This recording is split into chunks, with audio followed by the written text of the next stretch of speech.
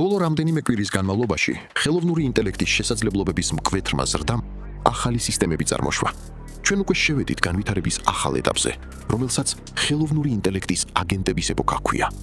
როგორც გაირკვა, ჰაკერებმა Cloud Code-ის პროგრამა გამოიყენეს, რათა მექსიკის სამთავრობო სისტემებში შეღწეულიყვნენ და 100 მილიონზე მეტი ადამიანის მონაცემები მოეპარათ.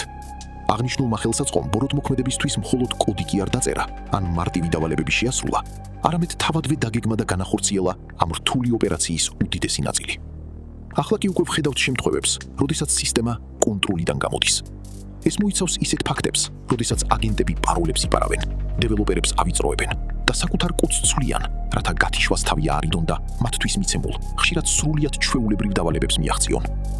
გასულ უქმეებზე ცნობილი გახდა, რომ ჩინურმა ტექნოლოგიურმა გიგანტმა, ალიბაბამ, შექმნა აგენტი, რომელმაც ინჟინრებისგან მალულად რთული ჰაკერული გზა მოიფიქრა კრიპტოვალუტის მოსაპოვებლად, მიუხედავად იმისა, რომ მას სრულიად სხვა დავალება ჰქონდა მიცემული.